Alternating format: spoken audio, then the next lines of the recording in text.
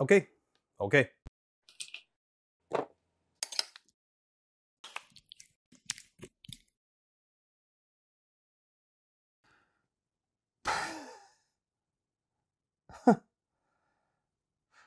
Hey there, dorks, it's me, Breadbeard, and today I'm in a bit of a mood. What kind of mood am I in? A spicy one.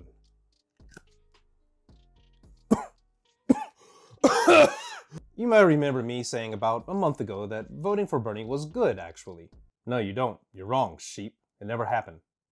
Okay, so it did happen. And actually, I still believe that because getting in at least some of the policies he pushes would have relieved some immediate burden on the working class and helped set a stage for an actual revolution. Because you jerk-offs seem to be content on waiting for someone else to do that for you.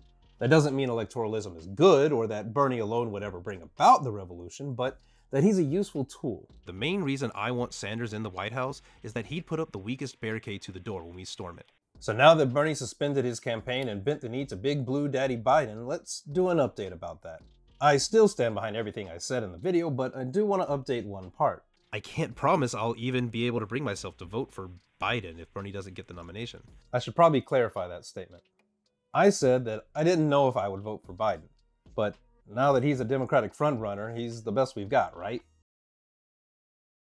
So here's my update. I will not vote for Biden. And neither should you. That was spicy. Now, I want to stop right here to make something clear. I'm not specifically talking to socialists right now. Like, socialists.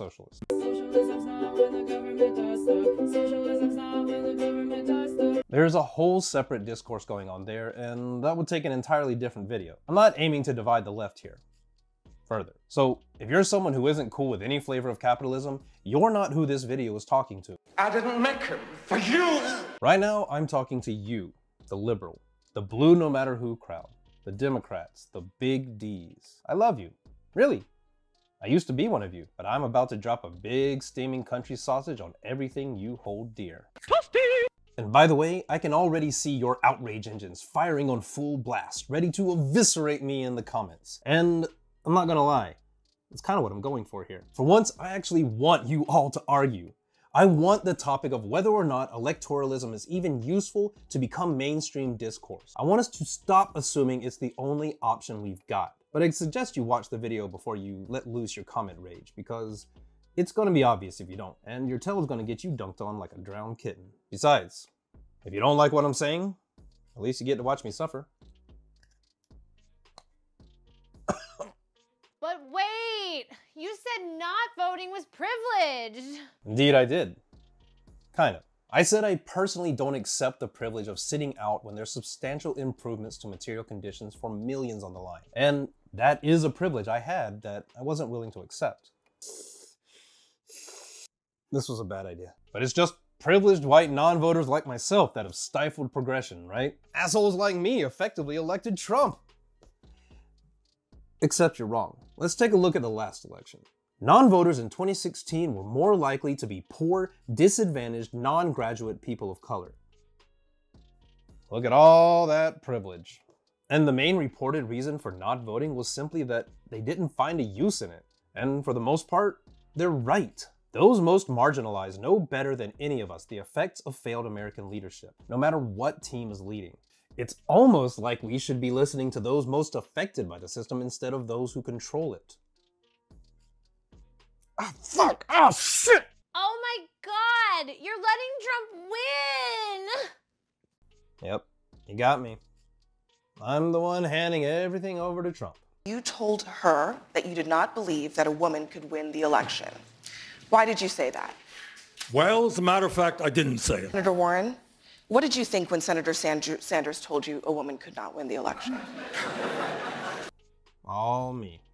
If it wasn't for folks like me saying we're not in to vote blue no matter who, we'd be able to finally have an old, rich, white, status quo-loving creep in the White House.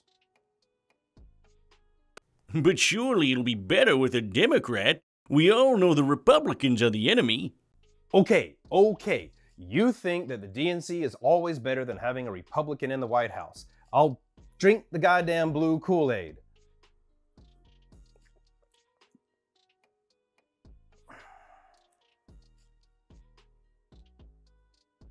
Wait a damn. So let's take a look at the orange man versus our prime boy in blue.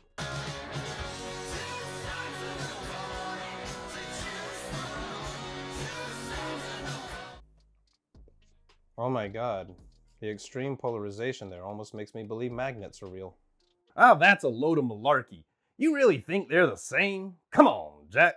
Joe Biden's website has the most progressive platform of any presidential candidate ever. All right, I'll give you that. His platforms do promise some fairly progressive plans. I mean, they're not. They still fall short of basic human decency, but I guess they look good when you're comparing them against an actual fascist demagogue. Thank you. That's all we're asking for, just not a fascist orangutan. You know, that's all we want. I don't really care what they offer as long as we don't have Drumpf anymore. Anything, really. Anything to tell me. And see, that's the thing. You're being sold to because platforms are bullshit. You knew that, right? Platforms are and have always been a snake oil scam. Just let me decide everything for you, my dear friends, and I promise I'll take care of you. Really? Oh. It's a big song and dance to distract you from ever even considering any other option besides choosing between a douche and a turd sandwich. That's always been the plan. And you keep buying and buying anything they sell you. You just keep slurping it up. How about looking at something besides half promises that suddenly sound good right before an election? Look at where their loyalties have always been. Look at their history. If someone has a history of pissing in your cereal, maybe think twice when they suddenly offer you a giant bowl of corn pops. And Corn Pop was a bad dude. So let's take a stroll down Biden's memory lane. Sure, he's talking like the champion of leftward progress when it's time for an election. But in the 80s, he actually referred to himself as a fiscal conservative, voting alongside Reagan on every funds cut to government aid and essential programs. And he's out there now, stopping just shy of calling Trump a white supremacist. Side note, Trump, you're a white supremacist. That wasn't that hard. But They cast the civil rights debate in terms of black children being able to move ahead only if white children were forced to slide behind. They convinced the poor white in the same circumstance and as much need as the poor black that black progress meant his job. Biden himself fought alongside Jesse Helms to undo desegregation efforts. He proudly stood with white supremacists in Washington and actually spoke fondly of his relationship with racist segregationists like Senators Herman Talmadge, Strom Thurmond, ex-KKK exalted Cyclops Robert Byrd, and James Eastland, who thought black Americans belonged to an inferior race and said integration would cause mongrelization. Biden even fondly recounted Eastland, saying, "He never called me boy. He always called me son." Wonder why he never called you boy, Joe? Wonder why? Wonder why? What are you talking about? He was Obama's VP, and Obama's a black. You're right, he can't be a racist. Some of his best friends are black. That proves he's a champion of all people of color. Why, just look at what his website says about immigrants. Reclaim American values. What's that exactly mean? What time are we going back to when America had great values, especially towards immigrants?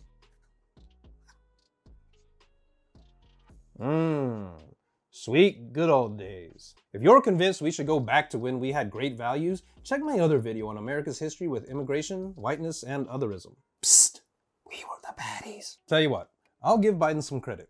He did call for allowing undocumented women of domestic abuse to apply for citizenship, and he did back the DACA program. But for every small bone thrown, he had a shitstorm of horrible policies, like legalizing fast-track deportation for minor offenses, using indefinite detention for non-citizens, and voting for the Anti-Terrorism and Effective Death Penalty Act, which was a precursor to laws like the Patriot Act. He even voted for the Secure Fence Act of 2006, which was pegged to cost $50 billion and would have added 20,000 more border control agents and another 370 miles of fencing. This bill would later be rebranded and expanded upon to become Trump's wall bill. But Trump puts kids in cages! We gotta stop Trump! I wanna do something about kids in cages! You are fucking right. When Trump became president, people started going in border cages. Just look at these photos. Fucking Trump, right? Except, wait, those are from 2014, during the Obama-Biden administration. Yep, that's because under the Obama administration and under the immigration policy Biden himself oversaw, they locked up and deported more immigrants annually than Trump could ever dream of. And they actually lost track of a slightly higher percentage of detained children than during the Trump administration. Honestly, I bet Trump's pretty pissed about that. But that hasn't stopped the libs from losing their goddamn minds while still praising anything Obama or Biden. These pics were recently tweeted by popular liberal mouthpieces thinking it was Trump. Liberals like former Obama speech director Jon Favreau and noted activist Sean King. And oh, the outrage liberals had at Trump, until it was pointed out that these were under the Obama administration. Then came the backpedaling, because Dems can't do anything wrong, can they? I would have voted for Obama for a third term if I could. Why are you so adamant about lip service made during an election year? The history is there. The patterns are there. The kids will be staying in their cages. And I'm truthfully only including less than 1% of the shit I found while researching. Honestly, I could go on for fucking ever with examples of Biden being a prime choice shitstick. Like how he recently started calling for everything short of legalizing marijuana, but previously earned the nickname Drug Warrior for his harsh stance on drug offenders, co-wrote the racist Anti-Drug Abuse Act of 1988, and even criticized Republican presidents for being too lax on drugs, stating that what we need is another D-Day.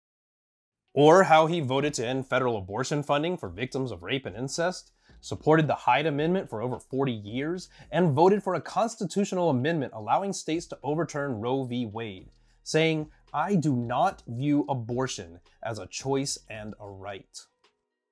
But wow!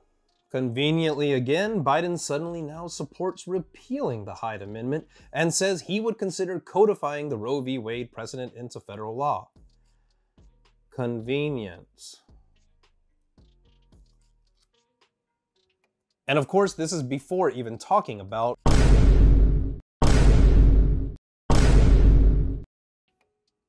we'll get to those in a minute. How about Biden supporting almost every military operation in the last 40 years? Or his enthusiastic support of Obama's drone strike program? Or how he proudly describes himself as a Zionist? They keep going on. Well, yeah, but Trump is just feeding his fat cat friends on Wall Street. That's all Trump cares about. See what I did there? Changed his name. That's how you know I don't like him. Right again, middle-aged white dude. Except that Biden has also received millions from the finance sector, over 10 million this year alone. And let's not forget his famous speech to his wealthy backers. I mean, we may not want to demonize anybody who has made money. The truth of the matter is, it's all within our wheelhouse and nobody has to be punished. No one's standard of living would change. Nothing would fundamentally change. I need you very badly. I hope if I win this election, I won't let you down. I promise you. And there we are. His real message. Because one promise that he will keep is to the people giving him millions of dollars. But don't worry, it's not just him. Honestly, Biden's nothing special. He's the same as all of them. But that's exactly the problem. No matter who you are voting for, it's all a game of meaningless, politically constructed differences. And while you're busy arguing over which turd to put in the throne, you're not even realizing that there are other options besides playing. But Trump's making us look bad! Good. We were never the good guys. It's about time everyone saw the USA like it really is. Many places around the world already look at us like an oppressive empire because we are. We are a nation built on colonialism and exploitation. We take what we want from other lands, and those in power take what they want from you too. Especially if you're from a marginalized class. You're just voting for which color boots you want on your throat. All while they tell you they're fighting for you, the pitiful and the needy. Look at you, you poor, weak minorities. Only I understand you. I know what it's like to be you. Just let me take charge. Don't burden yourself with deciding your own fates. I promise, eventually everything will be better. For some of you. Trump didn't ruin America. It was already an exploitive colonial empire. He just made you feel uncomfortable while it's going on. Do you think those Nazis and white supremacists just magically appeared from the ether when Trump became president? They've been there all along. It just so happens that Trump's brand of populism is fueled by their blatant visibility, so he encourages them and they boost him in return. But the capitalist establishment that Dems are a firm part of has been happy to let them do their work in the background because as long as it doesn't hurt their image, they do not care. Trump is a tumor. A big, loud, pussy orange tumor. He's the inevitable symptoms you get when you feed a cancerous system. And participating in a system that forces you to vote for the lesser of two evils is nothing but cancer food. You see, Trump isn't a threat to democracy because we don't have one. You don't decide for yourself how your country is shaped. You just pick someone from your choice of two shitty teams and hope they'll take care of you. Meanwhile, they're making sure a select few take care of them. And that's called an oligarchy. You might have even seen the study released from Princeton University that came to this exact conclusion, stating, multivariate analysis indicates that economic elites and organized groups representing business interests have substantial independent impacts on U.S. government policy, while average citizens and mass-based interest groups have little or no independent influence. The truth is, they're all playing a game where you will always lose. You are nothing more than a bargaining chip, and bargaining chips are meant to be spent.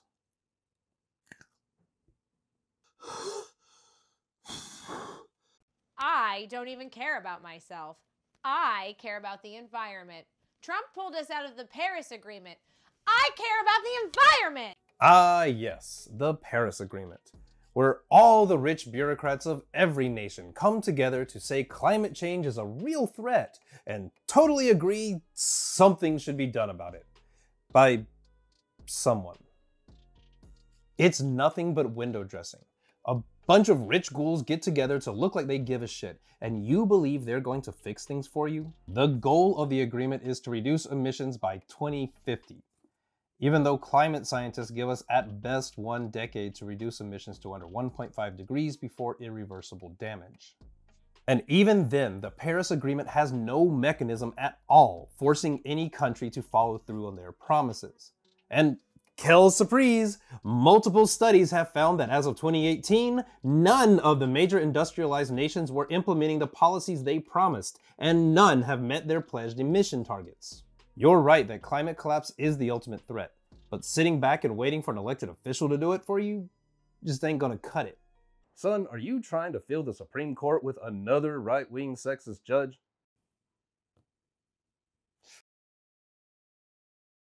Hey, you remember that time when there were legit rape accusations against a hyper-conservative judge nominee, and instead of properly investigating and pressuring him to withdraw, Biden spent the opportunity to get his boys together so they could degrade and dismiss a sexual assault survivor? Well, it's still better than having an actual rapist in the White House. Really? You want to go there? All right, let's ride this pig. Even outside of, this.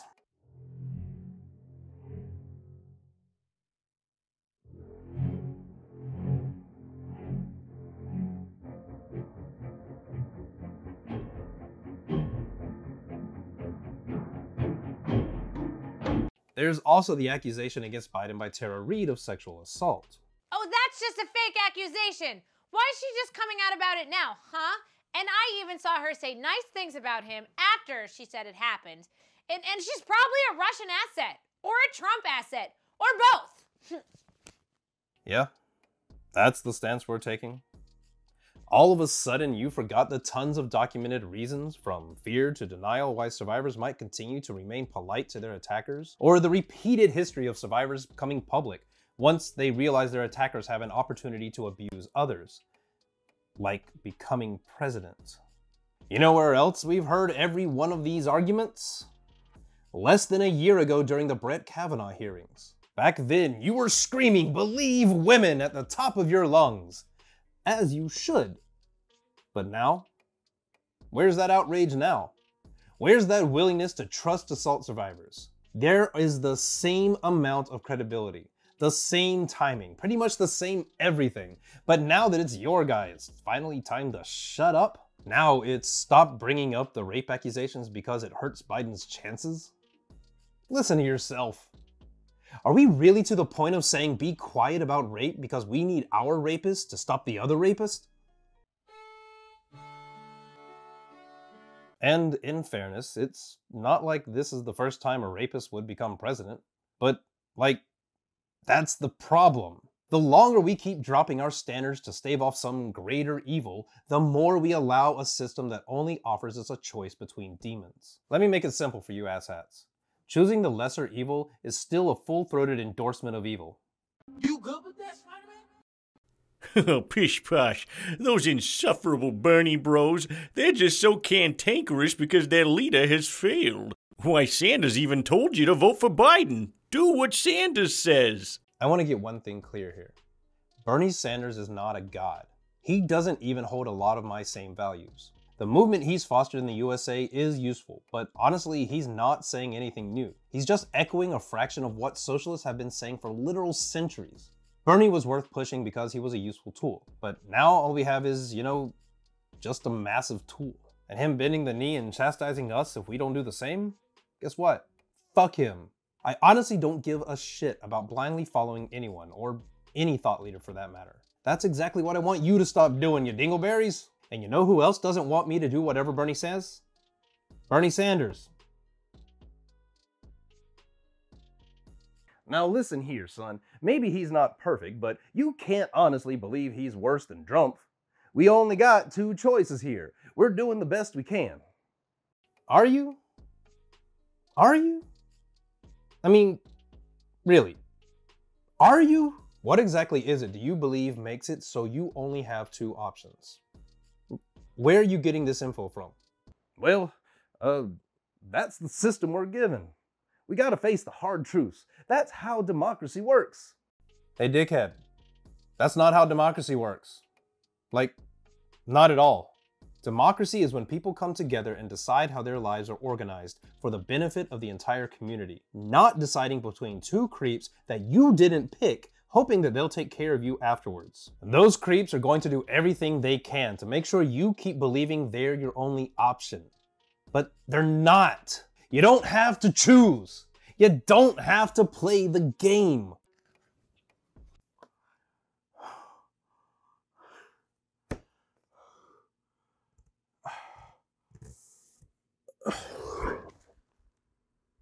Hey folks, I know I'm being really harsh here. Don't worry, it's just for a bit. I'm purposely antagonizing you because I want you to get angry, and I want you to get active. If you need help on how to go about that without being a dick, check out my other videos for help on compassion and understanding while fighting oppression. Believe it or not, the main purpose of this video isn't to just trash Biden. It's to show you the people you vote for in this system will never care about you. I actually really do care about every one of you, and I want you to know that it's not your fault for being lied to. Fighting back against an oppressive system is hard, but there are others out there willing to help. Check the description for links to mutual aid networks, or go to genstrike.org if you want more guidance or to join us in helping others. You're not alone. Oh, God damn it! Oh. I just blacked out for like a minute there. Anyways, Cherry Blossoms, take a look at this poem.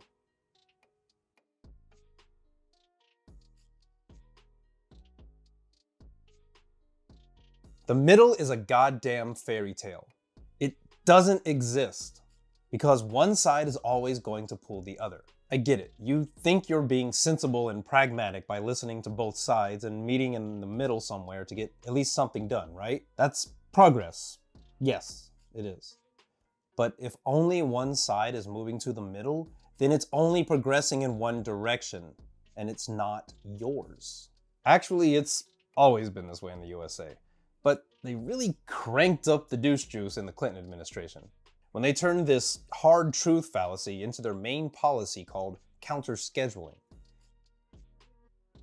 Basically, they realized that they could antagonize and fuck over their own base as much as they want and you'll still vote for them. Because where the hell else are you gonna go? Well, this is such fine snake oil. You better take it quickly. You don't want the other guy to get it, do you? You're being held hostage.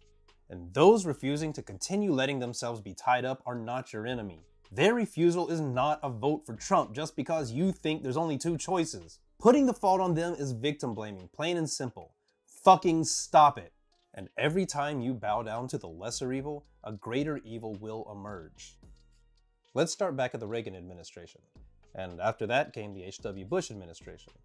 Okay, we begged. We'll cede ground and take Bill Clinton. It's the best we've got. And boy howdy did he capitalize on that. And then what happened? We got noted war criminal George W. Bush. Fine, again we said, and choose the great centrist Barack, give Congress what they want so I can drone strike civilians Obama, who ceded even more ground and pushed even farther right in his second term. And what happened after that? We got the big T himself. Now here we are again, taking the lesser warmongering rapist to stave off Trump. So what do you think lies for us next? Here's the more accurate model. And here's where we are. The American left is nothing but fading centrism rapidly marching to the right. And the Dems are fine with this, as long as you keep drinking their flavor of Kool-Aid. Voting Joe Biden, begrudgingly or not, means actively supporting an establishment whose main goal is kicking you in the face. It's an abusive relationship, and your abusers know that you're not going anywhere, because you're gonna suck it up and vote D. Every time. But you don't have to. You can choose to fight for each other, not against each other because of a lie told by your leaders that you have to have a leader. No leaders? How are you gonna get a good leader that way? I know. That's the fucking point. If you want a true democracy, you need to stop thinking you need someone to lead you. We can govern ourselves. You can realize the power you wield. And the first step, the fucking easiest step, is using that power to refuse choosing someone who doesn't hold your values. As long as we keep playing the game, we can't throw it off the fucking table and make a better system. If you keep waiting for them to do it, you're gonna be waiting until long after the planet cooks. And you'll still be fighting over which apocalyptic war chief might kill you slower. Quit waiting for someone to hand you a revolution and start striking back now. Yeah, everybody hates the dang government, but it's here. You youngins just thought up some cause and think everyone's gonna go to war with your little internet revolution. Yep, just something a bunch of D&D nerds thought up on the internet. We are standing before the forces of power, saying we ain't gonna let nobody turn us around. Vacant houses all over Los Angeles. People need to move into those houses today, right now. The mutual aid way is that we're not really asking questions. We just know that you need help. Any need, like how are we gonna fight for tenants who can't pay rent? You think no one else has realized this already, numbnuts? There are already workers striking all across the country and even the world. Mutual aid networks are popping up like fucking wildflowers, with the sole purpose of helping each other, with no aims of profit or power. Every meaningful societal gain has been won through revolution. Women's rights? Revolution. Child labor abolishment? Revolution. 8-hour workday? Revolution. The civil rights movement? Revolution. Get active. Join these orgs. Start your own. Start helping each other and show the government we don't fucking need parental guardians telling us what to do and think. Revolution doesn't have to mean violence. Yeah, often self-defense is necessary, and I don't know exactly how everything's gonna go down, but violence isn't how everything always has to go. But Every revolution has been dampened by those that wish to remain complacent. We are nowhere near having an equal society, and your apathy is damaging us all. And by the way, labeling those saying that they're not into voting for the lesser of two racist, rapist warmongers is extremist is the same thing as infantilizing as snowflakes, people who just want basic rights. Well, I'm still voting. I'm fine with revolution when it gets here, but right now it's all about harm reduction. Alright, do whatever the fuck you want. I'll even say that voting in local elections can actually achieve some level of harm reduction. But every time you go to vote, remember all those harmed by whatever candidate you're giving your check to. Go find colonized people, rape survivors, immigrations and detention centers, and you tell them you had no choice. Go tell them you had to play the game. When you vote for an evil because you don't think you have a choice, your vote is not doing harm reduction. When you legitimize this system, you're saying you're fine with upholding a racist, a warmonger, a rapist. You're telling the establishment that you can do whatever evils you want and will still happily vote you in. Just your act of voting is actively doing harm. You're spitting in the faces of everyone they've already harmed and endorsing the harm that they'll do as president. If you think that's worth voting for, then you gotta fucking own that too. Legitimizing this election with a vote is sacrificing the most vulnerable among us. For what? Another 4 years to wait around and see if some bones maybe get thrown our way? The revolution isn't gonna be handed to you. You've got to make it happen because sitting around and waiting for bones leaves you lying around in a mass grave. You can keep telling yourself that you're being pragmatic, but that's short-term thinking. We were playing this same hand decades ago. Just try to stop some greater evil right now and we'll worry about fixing things later. And now, look where we are. Yeah, sometimes compromises have to be made. But there's gotta be some point where we grow a fucking spine and draw a line in the sand. There's gotta be deal breakers, right? Rapists should be one of them. Locking kids in cages should be one of them. Malarkey! Malarkey, malarkey, malarkey! Trump is everything you are describing. Yup. And I'm not telling you to vote for Trump either. I'm telling you to stop putting your energy into a system that forces you to choose between the two.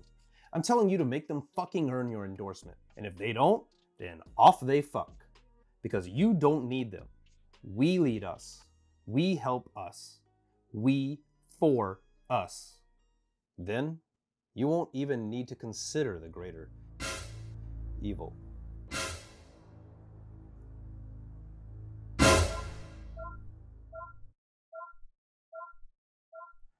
So this is what you want, huh? This is what you want to see. The thing is, if I know something's gonna suck, I don't have to choose it. Alright, fuck it. I know you want to see it. Oh, fuck.